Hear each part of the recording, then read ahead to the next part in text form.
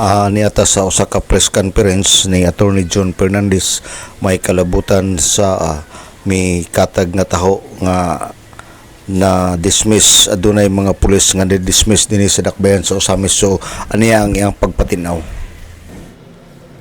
Gusto lang nako lamdagon ba. Gusto nako linawon nato ning kaning kaso nilang Major Tano, no?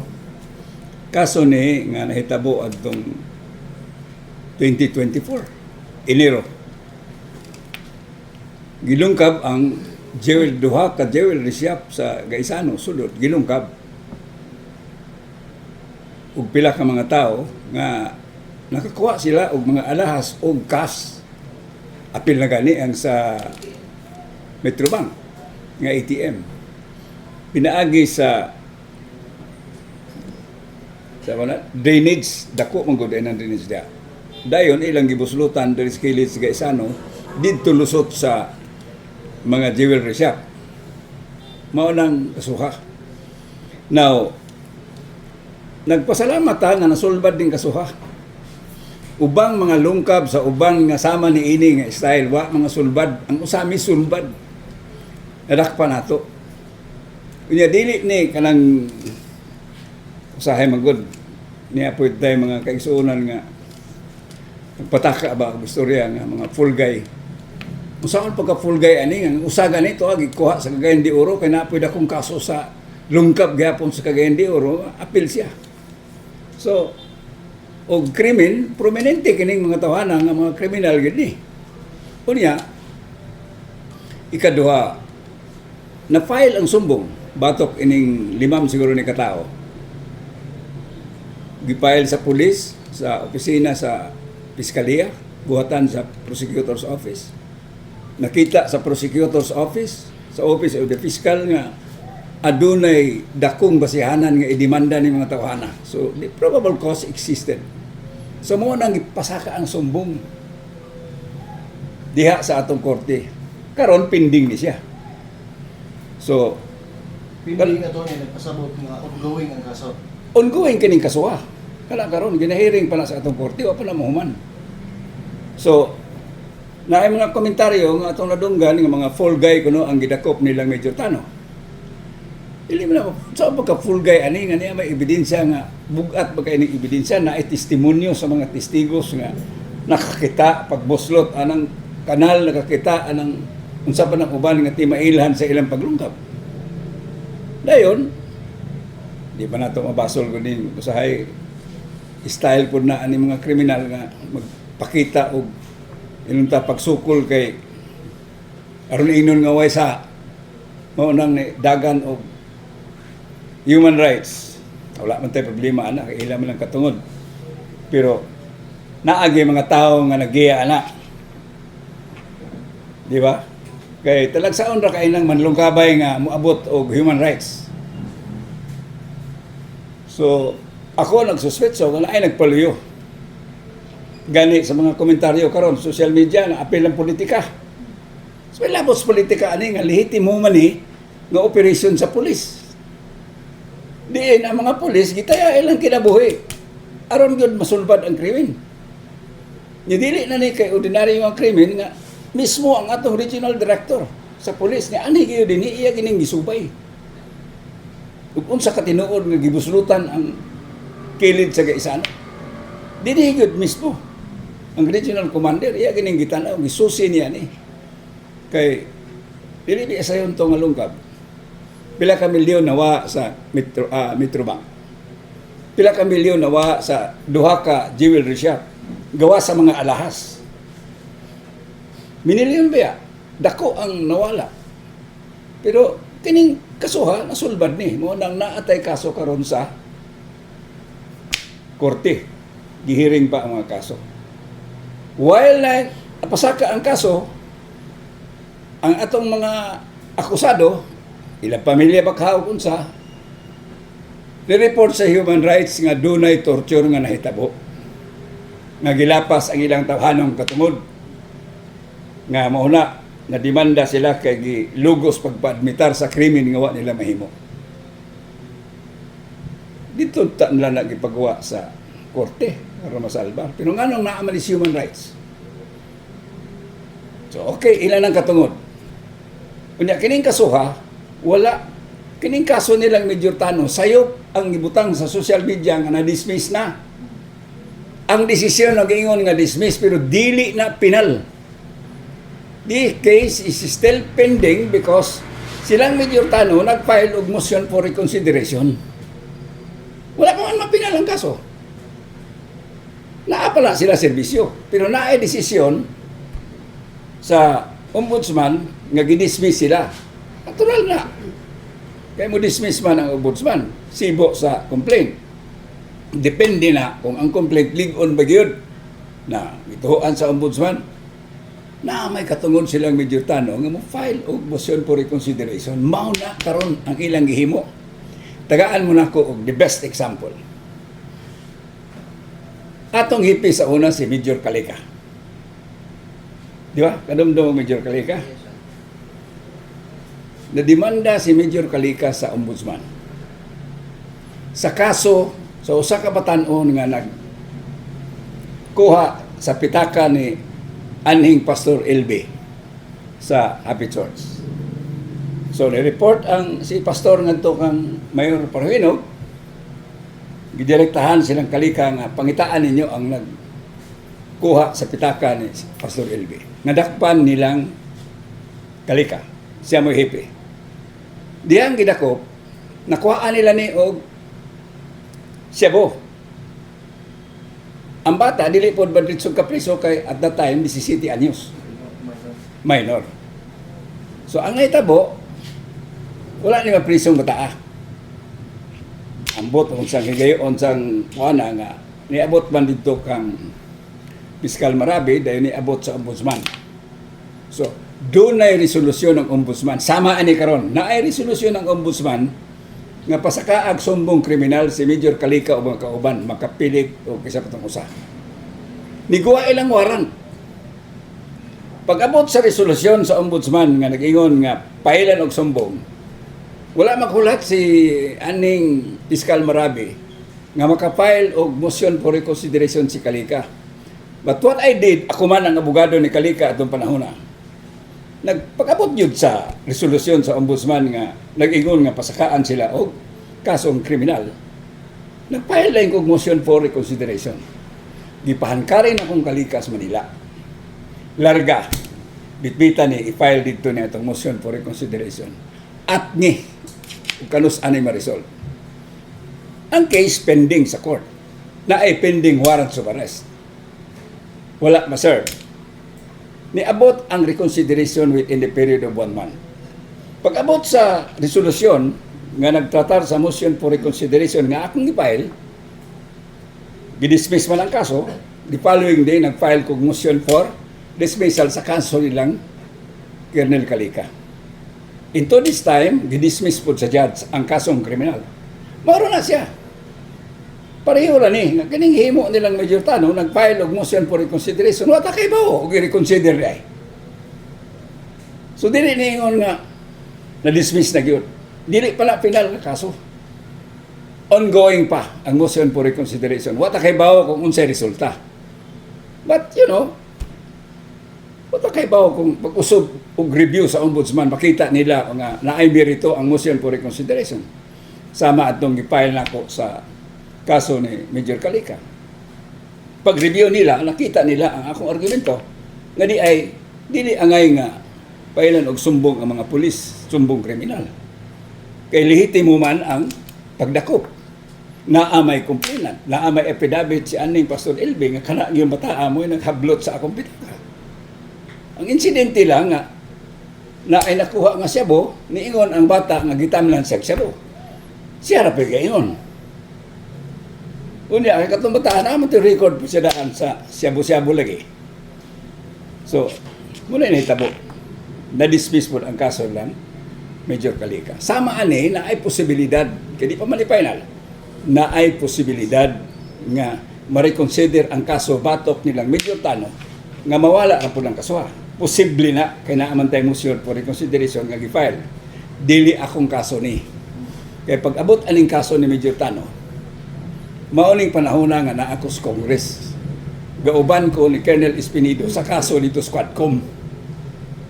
Wa man ko din so gandulan og laing abogado. Nagkuha sila laing abogado ni Major Tano, I think abogado sa PNP. Nang wa ko appeal ani kasuha. Karon nagkuha sila abogado sa Manila kay aron matutukan yun. Kay kini nga ombudsman na mas Manila ni. Namang gud tay ombudsman para sa mga pulis o military. So tuan ni dito pending na. Now naka-file na silang Major Tano og motion for reconsideration. Wa ta kay bawog unsa resulta. Mo na nga ako nidangop ko ninyo para ba-explicar ni nga hunungon na to ng istorya nga wa na nga out na nga papa na dili pa na pinal. Dili pa pinal ang kaso nilang Major Tano nya. Dili ko gusto pod nga yaga-yagaan bitaw. Kaya na-appeal ng politika nya yaga-yagaan na to ang mga pulis. Nagkakaso ang mga pulis. Gumika nato aron pagbintinar sa kahusay ug kalinaw sa atong dakbayan. Mauni sila ang nagkakaso. Na may sipyat o whatever, wa ta kay baw. Ila na. Dili na to yaga-yagaan kay walay perpekto nga tao. Kanang yaga-yagaan nga pulgay mo dili ko ganahan na. Pero di na ko mabasol. Ngani ay mga tao nga nagyaga-yaga nilang Major Tano kay napay rimnan sa mga paruinog, napay rimnan sa sindikatos druga o krimen diri sa Osamis. Kaya dili sayo nang nahitabo din si Major Tano, Deputy Station Commander ni Espinido adtong panahon na. So dili layo nga naay mga rimlan sa kanhing sindikato nga dili ganahan tanaw anong naong ni Major Tano. Gumikan kay si Major Tano, tipik og bahin sa operasyon sa una, paglimpios dakbayan sa sindikatos droga ug krimen. Attorney, kung gamay. Unsay take nimo sa side nimo kabahin usa ka kanhing nga mayor dito sa Zamboanga Resort. Amo ay nagpasiatam ni giingon na full guy dismiss na ang kaso. Unsay take ni Attorney John Fernandez? Naluoy ko.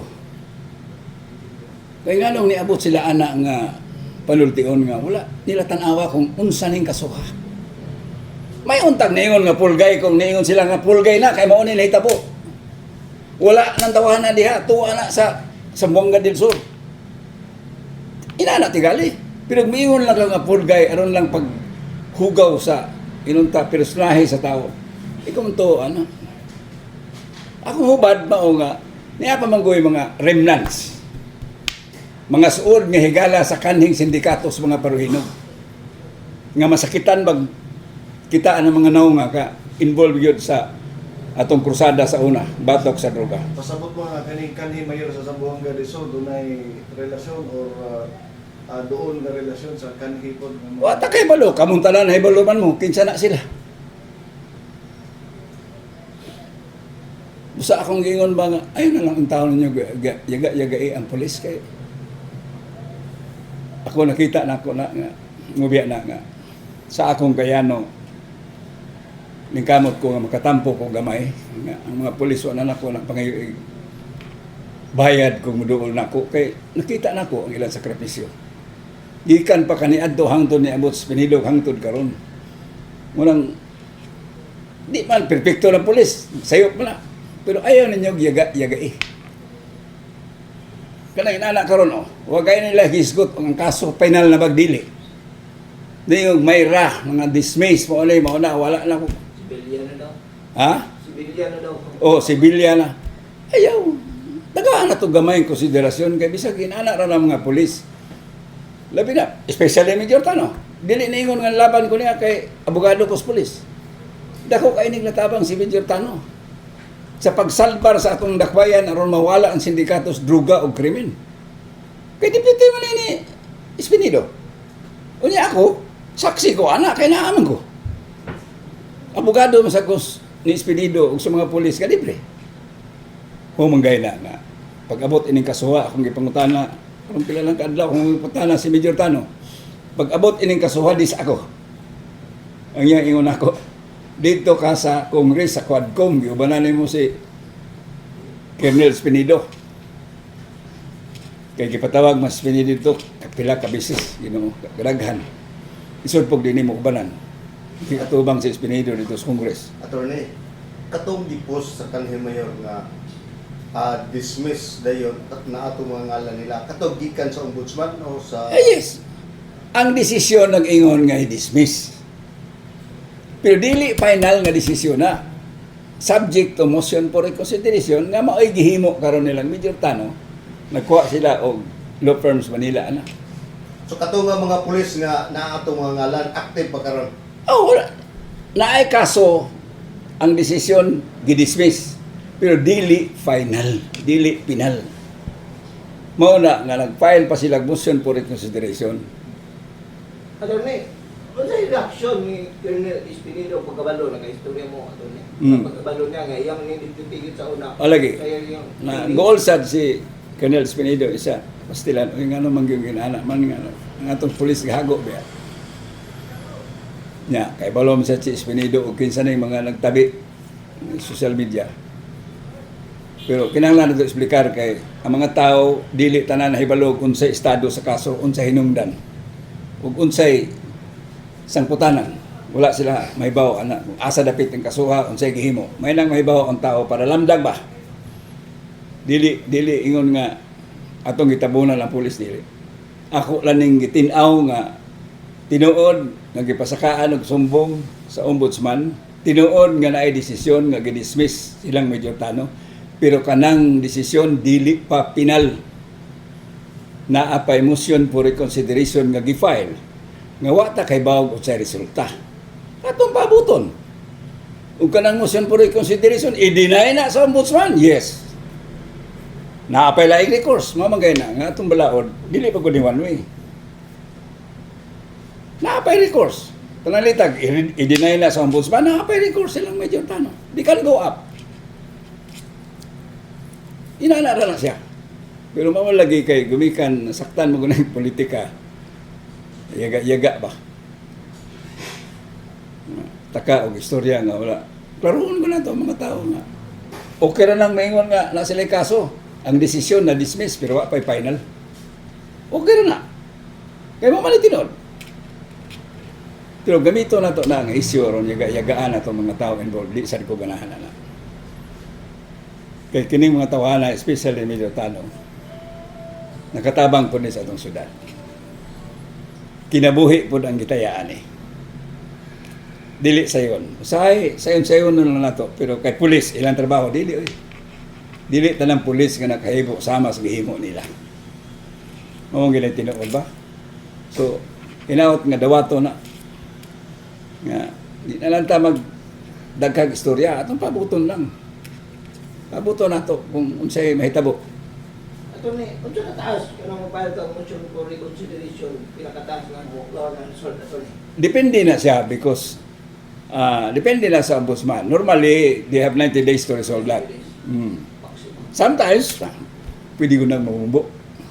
Depende na ko na sa ombudsman kung ilang move on makadesisyon dahil sila. But normally, under the reglementary period, they can resolve that within 90 days. So, ato lang siguro ang huwaton. So, naipangutana. Ako lang nang iklaro yun para ang mga tao nga nakadungog, nakakita, adtong mga pamulungon nga nag-BI nilang Major Tano, muhangyo lang kung ayaw na lang yung taon. Dili na nato inanaon kay pamana, mahuman. Sa ombudsman, kaya po sila mag-motion. Yes. The same office. Ang ombudsman man mo ay nag-resolve. Kini nga ombudsman kanang ombudsman para sa mga pulis o mga military. Nga naas Quezon City ni ka ombudsman. So, atakay balog unsay mahitabo ana. Basta mo unay klaro nga pending. Unya atakay balog lagi unsay resolve. Sa lima nila, Attorney, ang usa matutan ng hinina pagkagyan kay doon na po ilang kaso o tumasuspect. Doon na pa po yung bandere nga sa... Yes, namay uban nga laro din ni na mga kapiyan sa tingali di kay pasiguro. Basta dili na yung mga ordinaryo kasagara ani mga taga-Tanggob ra ba? Oh, I think tulo ani taga-Tanggob. Usa taga Maayag, usa taga Liloy sa Bonga del Norte. So during sa pag-file sa kaso sa pulis, diya sa atong korte, atong nag-file po o kanang kaso against the policemen ang Murag mga pagkahuman.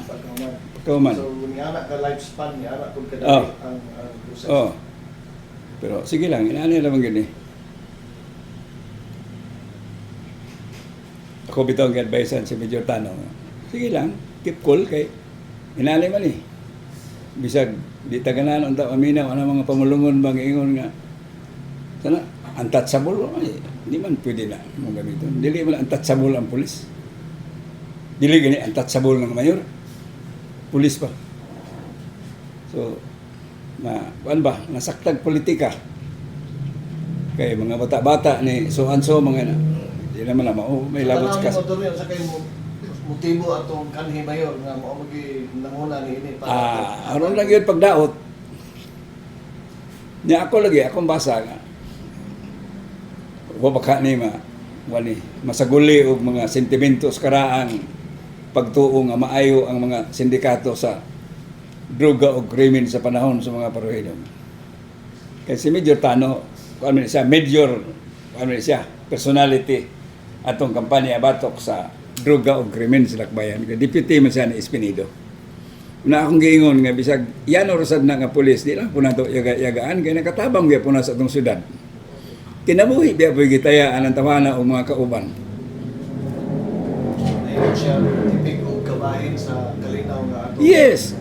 Muna ako mo sister ko anak kay naamagog ko ba? Di ko claim na ako, sara ko na ako pro bono, okay na ginagbayar na. Sila mismo mga pulis kasi sila may nas front line. Dili sayon, dili sayon nga maapil ka sa krusada nga sama anak ko pulis ka. Kaya dili man to istorya ra. Operation man yun nga tininood. So, ang gigamit lugar ang puhunan kinabuhi. Unya mo yaga-yagaan. Salamat gaitang na ay mga pulis nga sama ana. Sama ni Espinido. Silang Tano, uban man na sila. Sa pasalamat ang taga-syudad nga nakapulis tagsama nila nga nagtrabaho gyud insakto. Nya kita. Gusto dita mo balik ta sa una. Nakitang tanan taga-Usamis na hibalo magitag unsa ka pait atong kahibtang. Siya ro naman po sa pasalamat nga ginagmay sa mga tao nga nagtabang nato di ta kahimo. Kumingon nga protektaan ako na sila kay di masayop man tantanan. Masayop man ta pero di lang nato yaga-yagaan kay kanang mga tawhana nang ningkamot po na para syudad. Nagkakaso silang Major Tano ani sa human rights because nagtrabaho sila sa inang trabaho isip mga membros kapulisan sa Lakbayan sa Usamis. Kaya doon panahon na siya mo hipi. Major Tano, Malanog, and all the rest. Di ba di makapaluya? Kanina mo karon nila. Luya. Di makapaluya. That's why ako, naningkamot ko nga, musumbong sa publiko. Pamaso na lang nga, kini mga polis nga na-involve ani, di ra po kaayo madiskurahe. Yeah, one policeman, ordinary policeman nga apel ani nakaingon. Mura sayang ang mga paningkamot to ni. Kami maluoy na butang sa alanganin ini. Pirti na mong paningkamot, niya ma-dismiss na ibi. Kaya kini kaso pasangil man na ba? Ako mangitanaw ang ebidensya ani. Ang ilang kaso dito, torture man. Pero ang ebidensya nga, medical certificate ako nakita, bruises naman ang gisertify sa doktor. Di ko model anak kay merito mo na. Pero sa ako nakita ba, na ay chance nga ma-reconsider. Now, ma-reconsider man og dili, pasagda na to nga maglihok ang proseso sa balaod. Mientras tanto, di lang sa nato yaga-yagaan kay maluoy butas mga pulis kay nagkakaso na gumika na to. Gumikas pagserbisyo sa atong dakbayan. Wala na sila magkakaso kay sa ilaran ko galingon. Hindi. Nagtrabaho mo sila para sa dakbayan. Muna itong tagaan gaway diskwento. Inana na lang. Mura na akong gusto mapaabot sa katawhan. Imong mensahe attorney sa katawang Usamis noon batok na ini mga misinformation, misinformation. Ayaw mo o kitang mga Usamis noon. Atong lang taon, di ta magpasagad. Kay sa ato biyang pagpasagad, sulod sa 30 ka anyos, nag-antos biya ta. Kaya nagpasagad ang mga tawhan, ang katawhan sa Usamis. Wala maningog, wala muliho. Niabot ang panahon nga gitagaan taga sa Ginoo nga adunay mga tao nga naabot sa usamis nga nakigbisog aron mawala ang droga o krimen o sindikato sa atong dakbayan. So atong mintinahon na ato sang tabangan ang mga pulis. Dili mahimo nga ang pulis ang mapandol yaga-yagaan nato. Pero okay ra. Kaysa akong nakita, purag di man taga-usamis ning nagyaga sa atong mga pulis. Dili man tingali. So, awagan ninyo nga, ayaw lang po din tawag palabi kay kanang mga pulisa, bisag inana ra na, nakatabang na sa dakbayan. Aron malimpyo mi, makagawas mi sindikato sa druga o krimen, mawala ang sindikato sa mga paruhinog dili sa dakbayan. Now, na mo yung sisira na, nga may mas maitong huna, bahala mo. Inyo na. Ngako lang nga, atong tagaan, gamay ng respeto. Ang atong kapulisan, kaya niabot na nilang kasuha, nagkakaso sila, gumikan sa ilang paglaban sa mga katawhan sa dakbayan, sa Osamis. Gumikan kay naningkamot sila na mamintinar ang kalinaw o kahusay. Utang na doon na nila, bisag tuod og serbisyo na, apel sa ilang pagkapulis. Kaya dili man talang pulis, naghimo na. Kalaganan ng mga lungkab sa laing lugar, wa pasulbad.